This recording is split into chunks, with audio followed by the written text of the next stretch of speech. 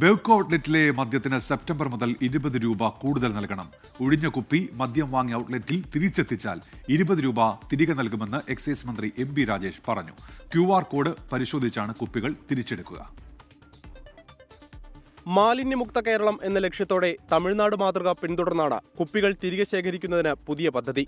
Beverages corporation 70 കോടി മദ്യക്കുപ്പികളാണ് ഒരു വർഷം വിറ്റഴിക്കുന്നത്. കുപ്പികൾ അലക്ഷ്യമായി പൊതുവിടങ്ങളിൽ വലിച്ചെറിയുന്നത് തടയാനാണ് കുപ്പി ഒന്നിന് 20 രൂപ വീതം ഡെപ്പോസിറ്റ് ഈടാക്കുന്നത്.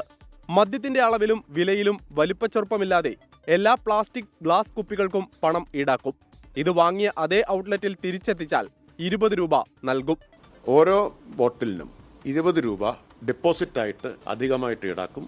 ബോട്ടിൽ ബെവ്കോയുടെ ഔട്ട്ലെറ്റിൽ തിരിച്ചെത്തിച്ചാൽ QR കോഡ് പതിപ്പിച്ചതായിരിക്കും. അത് തിരിച്ചെത്തിച്ചാൽ ഈ 20 രൂപ തിരിച്ചു കൊടുക്കും. ഏത് ഔട്ട്ലെറ്റിലും കൊടുക്കാമോ എന്നുള്ള സാധ്യത പരിശോധിക്കുന്നുണ്ട്. ബെവ്കോ സ്റ്റിക്കർ പതിച്ച കുപ്പികൾ ആര് തിരികെ കൊണ്ടുവന്നാലും 20 രൂപ നൽകും. വാങ്ങിയ ആൾ തന്നെ കൊണ്ടുവരണമെന്ന് നിർബന്ധമില്ലെന്നും ബെവ്കോ അറിയിച്ചു. ബെവ്കോ സ്റ്റിക്കർ വ്യക്തമാകുന്ന നിലയിലായിരിക്കണം കുപ്പി തിരികെ എത്തിക്കേണ്ടത്. 800 രൂപയ്ക്ക് മുകളിൽ വിലയുള്ള എല്ലാ മദ്യവും ഗ്ലാസ് കുപ്പിയിലേക്ക് മാറും. 900 രൂപയ്ക്ക് മുകളിൽ വിലയുള്ള മദ്യം വിൽക്കുന്ന നിലയിൽ സൂപ്പർ പ്രീമിയം ഔട്ട്ലെറ്റുകൾ എല്ലാ ജില്ലകളിലും 1 വീതം തുടങ്ങാനും തീരുമാനമുണ്ട്. സെപ്റ്റംബർ മുതൽ ഇത് പ്രാബല്യത്തിൽ വരുത്താനാണ് തീരുമാനം.